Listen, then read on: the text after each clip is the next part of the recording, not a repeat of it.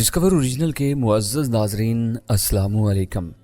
मुअज़्ज़ज़ नाज़रीन ग्राम, आप सुन रहे हैं मसीहा और मैं हूं असद। इससे कबल आप मसीहा की 164 इकसात सुन चुके हैं। अब किस्त 165 मुलाहिज़ा फरमाएं। तारिक की हिकमत अमली मैं समझता था जब वो मुझे रूमी के साथ किसी मिशन पर रवाना करता, लिहाजा तारिक के मुताबिक मुत्तफिका तौर पर तय ये ठहरा था कि मैं और रूमी थोड़ी देर बाद डेल्टा पॉइंट वाइड की तरफ खुफिया पेशकदमी करते हुए अंदर की खबर लाएंगे। 1 घंटे बाद मैं और रूमी अपने जरूरी सामान के साथ कमीनगाह से रवाना हो गए। हम दोनों के पास पिस्तौल थे, चाकू भी थे जिन्हें हमने अशद जरूरत के तहत ही इस्तेमाल में लाना था। डेल्टा पॉइंट वाइड से हमारी कमीनगाह चंद किलोमीटर के फासले पर थी। हम पैदल निस्फ घंटे में वहां पहुंच जाते थे, जबकि इधर ही से बेंज के छोटे मगर जदीद शहर तक 22 किलोमीटर का फासला था, जो खच्चर सवारी के जरिए ही मुमकिन था। जनूबी सिमत 1-1.5 किलोमीटर पैदल चलने के बाद सड़क आ जाती थी जहां से बेंज तक सवारी मिल जाती थी। बहर तौर मैं और रोमी अपनी कमीनगाह से पैदल रवाना हुए। मौसम ठीक था, सर्दी थी, आसमान अलबत्ता साफ था। कुछ खुश रंग परिंदे शफाफ फिजा में उड़ते नजर आ रहे थे। तहम यहाँ मौसम बदलने में देर भी नहीं लगती थी। हम आगे बढ़ते रहे। अभी चंद कदम ही आगे चले होंगे कि अचानक हमारी नजर 2 अफराद पर पड़ी जो तेजी से बर्फ पर स्केटिंग करते हुए दूसरी सिमत रवा दवा थे। लेकिन हम पर नजर पड़ते ही वो हमारी जानिब मुड़े। हम ठिठक कर रुके और मेरे आसाब भी यखलक तन गए। जरा ही देर बाद वो हमारे करीब आन रुके। इनके चेहरों पर हेलमेट और हाथों में दस्ताने थे। हेलो, दोबारा मिलकर बहुत खुशी हुई, इनमें से एक ने मुंह से भाप उड़ाते हुए कहा। मुझे ही नहीं, रूमी को भी ये आवाज शनासा लगी। दूसरे ने भी जरा मूड में आते हुए इजाफा किया। हमें तुम लोगों की तलाश थी, लेकिन तुम्हारे 2 साथी कहाँ हैं? मेरा ख्याल है आप दोनों हजरात हेलमेट उतार कर पहले अपना तारुफ करवा दें तो ज्यादा अच्छा होगा। मैंने दानिस्ता कठीले अंदाज में जुमला फेंका।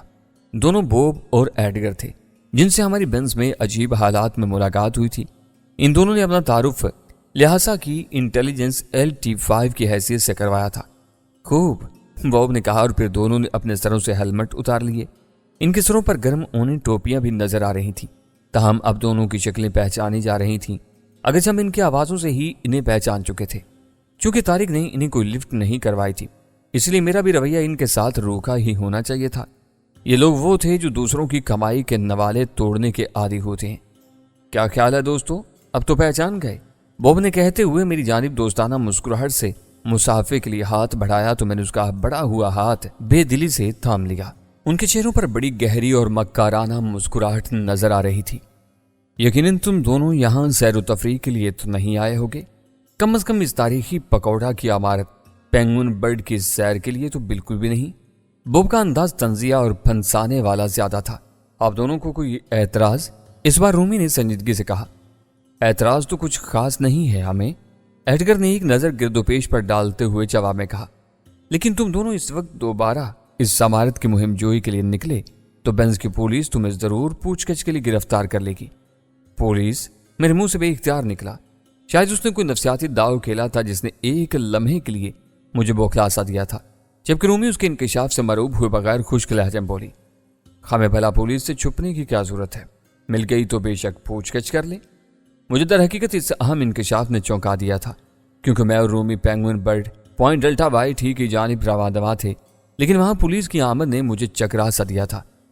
ये यकीनन मेरे लिए ही नहीं बल्कि रूमी के लिए भी खिलाफे तवक्का बात थी।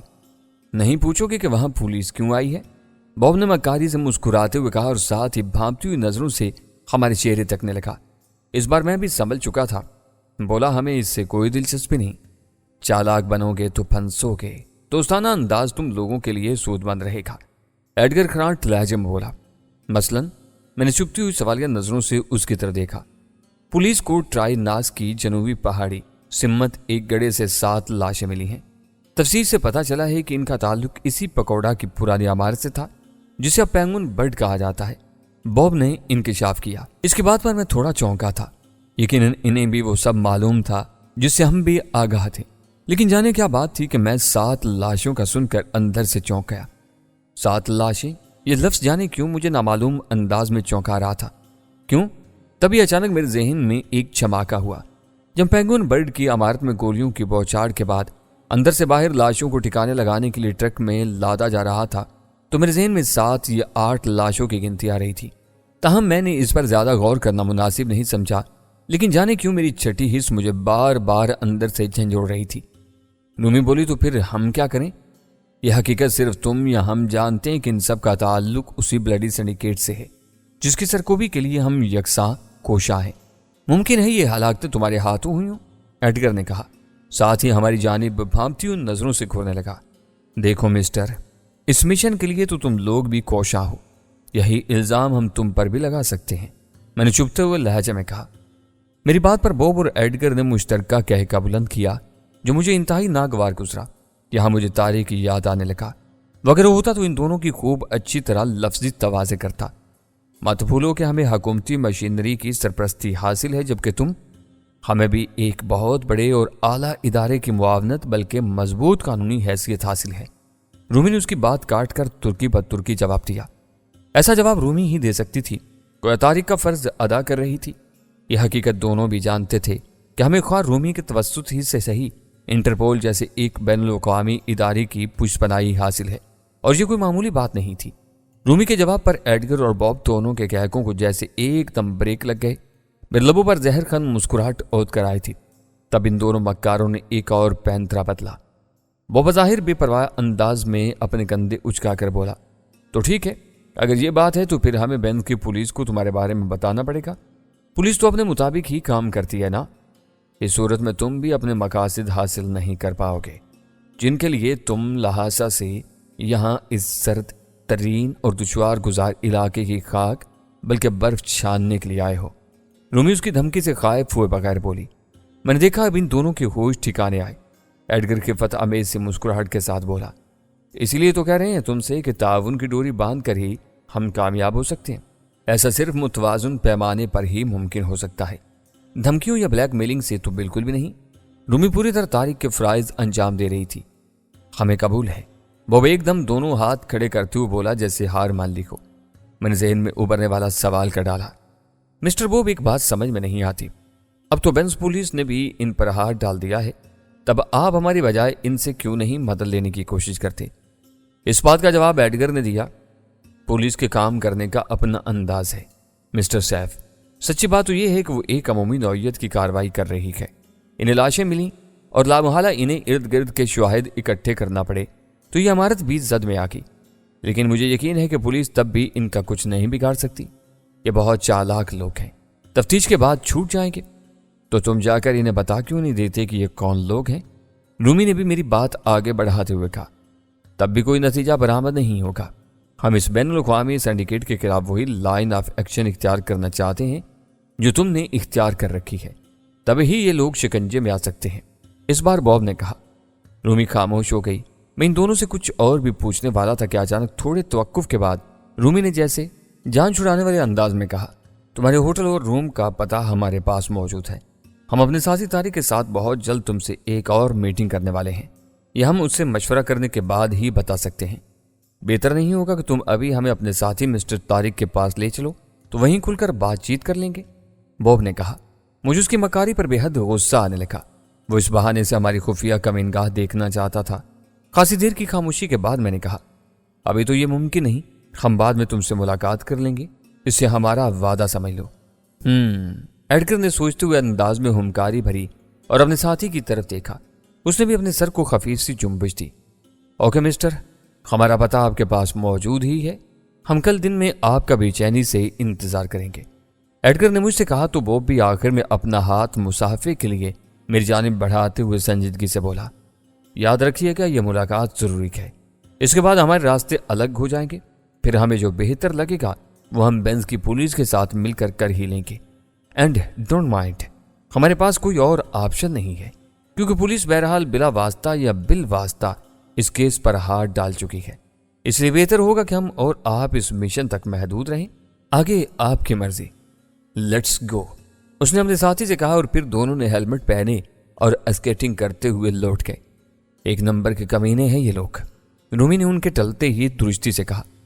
ایک نمبر کے نہیں بلکہ 2 نمبر کے کمینے ہیں، میں نے جیسے تصحیح کی۔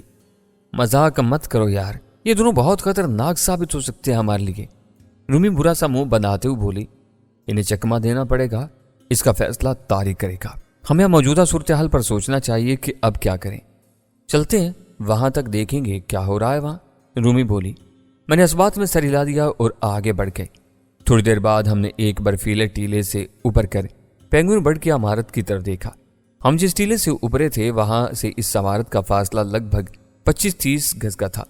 کچھ دھند بھی تھی، تاہم ہم ہمت کر کے تھوڑا اور نزدیک گئے اور دیکھا عمارت کے باہر ایک پولیس کی مخصوص مونوگرام والی سفید اور سرخ کار کھڑی تھی۔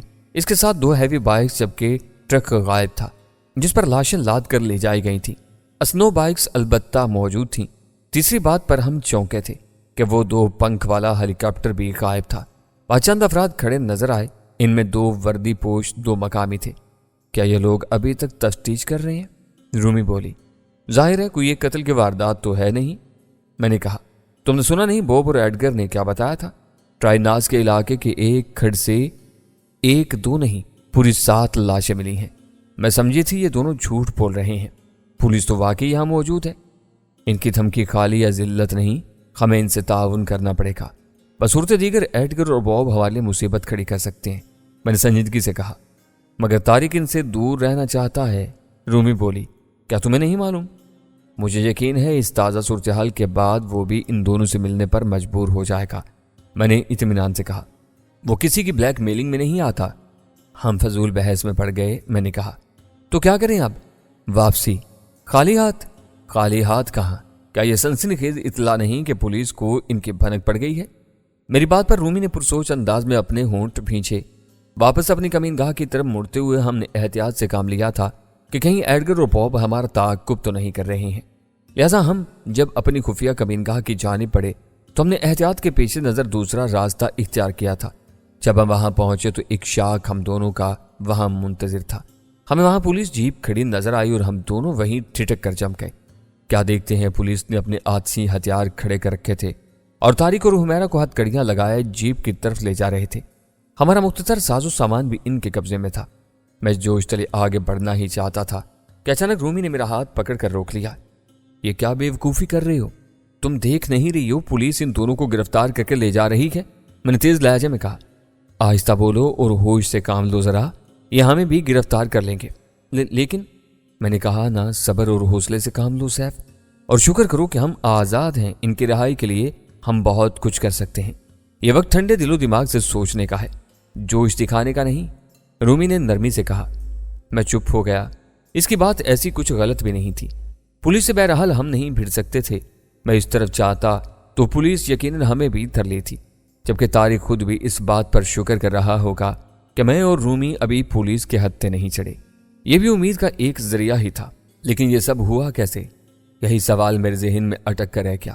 ہم دم سادے دبکے رہے اور بے بسی سے یہ سارا تماشا تب تک دیکھا جب تک وہ وہاں سے روانہ نہیں ہو گئے۔ جب ان کے دور چلے جانے کی اچھی طرح تسلی ہو گئی تو ہم نے دونوں گفاؤں میں جا کر جائزہ لیا۔ کمبختوں نے کچھ نہیں چھوڑا تھا، سارا سامان ساتھ لے گئے تھے۔ رومی نے البتہ کچھ اچھی خبر دی کہ وہ اپنا لیپ ٹاپ اور اس سے متعلق مختصر سامان، ڈیوائسز وغیرہ ہمیشہ اپنے ساتھ رکھتی ہے۔ تاہم تاریخ کا وہ سب کچھ لے جا چکے تھے۔ ہم دونوں ایک بار پھر باہر آئے اور اطراف میں گھوم کر گرد و پیش کا جائزہ لیا اور دوبارہ گفا میں آ کر سر جوڑ کر بیٹھ گئے۔ مجھے یہ انہی دونوں کی شرارت لگتی ہے، رومی بولی۔ تمہارا اشارہ کہیں ایڈگر اور بوب کی طرف تو نہیں ہے؟ میں نے اس کی طرف دیکھا۔ ان دونوں کے علاوہ اور کون ہو سکتا ہے؟ تمہاری بات قابل غور ہے، لیکن وہ 3 شیطان شیشوک اور ایلی اس کا شوہر پوکر بھی تو ہمارے خلاف یہ شرارت کر سکتے ہیں۔ وہ تینوں تو فی الحال ہم سے دور ہو چکے ہیں، انہیں ہماری یہاں کی بھنک بھی نہیں پڑی ہوگی۔ ایڈگر اور بوب کو بھی ہمارے یہاں کے خفیہ ٹھکانے کا کب پتا تھا؟ لیکن یہ دونوں قریب تو تھے، رومی نے کہا۔ تمہارا مطلب ہے انہی دونوں نے پولیس کو مخبری کی ہوگی ہمارے یہاں ٹھکانے کی؟ میں نے بھویں سکیڑ کر اس کی جانب سوالیہ نظروں سے دیکھا۔ یقیناً، تو پھر انہیں ہم دونوں کیوں نظر نہیں آئے؟ حالانکہ ابھی تھوڑی دیر پہلے ہی تو ان دونوں کی ہم سے ملاقات بھی ہوئی تھی۔ وہ ہمارے ٹھکانے اور تاریخ کے بارے میں خود ہی پوچھ رہے تھے۔ یہ ان کی مکاری بھی ہو سکتی ہے، جبکہ یہ ہماری خوش قسمتی کہ ہم بچ گئے، رومی نے کہا۔ میں الجھن میں پڑ گیا تھا۔ ایسے کیسے ہو سکتا تھا کہ بوب اور ایڈگر کو ہمارے ٹھکانے کا پہلے ہی پتہ لگ چکا ہوگا اور ان خبیثوں نے فوراً ہی پولیس کو مطلع کر دیا ہو، جبکہ میں اور رومی بھی اپنے ٹھکانے سے دور تھے؟ رومی نے میری اس الجھن کے جواب میں پورے یقین سے کہا، وہ دونوں چالاک ہیں اور تاریخ سے خائف تھے، کیونکہ تاریخ ان سے تعاون کرنے کے لیے بالکل بھی آمادہ نہ تھا۔ ہو سکتا ہے ایڈگر اور بوب نے بعد میں سوچا ہو کہ پہلے طارق جیسے مضبوط آدمی کو منظر سے ہٹا دیا جائے اور ہم سے کوئی ڈیل کر لیں۔ رومی کی اس وضاحت پر مجھے پھر بھی تسلی نہیں ہوئی۔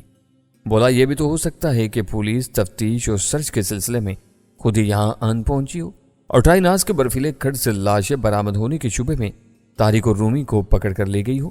یہ بھی تو ممکن ہے دور قریب کے دیگر ملنے والے لوگ بشمول شکاری پارٹی کے لوگوں کو بھی تفتیش کے لیے اپنے ساتھ لی گئی ہو۔ یہ امکانات اپنی جگہ ہیں۔ رومی نے تو فہمی انداز میں اپنے سر کو ہولے سے جنبش دیتے ہوئے کہا، مگر ہمیں ان دونوں کو بھی نظر انداز نہیں کرنا چاہیے۔ اس کا اشارہ ایڈگر اور بوب کی طرف تھا۔ تو پھر ہمیں اب کیا کرنا چاہیے؟ میں نے پوچھا۔ میں اپنے لیپ ٹاپ کے ذریعے کرنل براؤن سے رابطہ کرتی ہوں، مگر بات پھر وہیں آ جاتی ہے۔ تفتیش تو تفتیش ہوتی ہے، نرگے میں کوئی اہلکار بھی آ جائے تو اس سے بھی پوچھ گچھ کی جاتی ہے۔ ایسا نہ ہو کہیں ہم بھی بینز جا کر دھر لیے جائیں۔ پھر بھی ہمیں کچھ ایسا سوچنا تو چاہیے کہ طارق اور حمیرہ کی خبر لی جا سکے۔ میں نے بے چینی سے کہا، فی الحال تو ہمیں بینز کا رخ کرنا ہی پڑے گا، پھر وہیں چل کر کچھ سوچتے ہیں۔ رومی نے کہا۔ میں چپ ہو گیا۔ اچانک باہر ایک آہٹ ابھری، ہم دونوں ہی چونک پڑے۔ میرا دل تیزی سے دھڑکنے لگا۔ پھر رومی اور میں ایک دم اپنی جگہ سے اٹھے اور دبے پاؤں گپھا سے باہر قدم رکھا ہی تھا کہ بری طرح ٹھٹک کر رک گئے۔ سامنے دو افراد کھڑے ہماری جانب مکارانہ مسکراہٹ سے گھور رہے تھے۔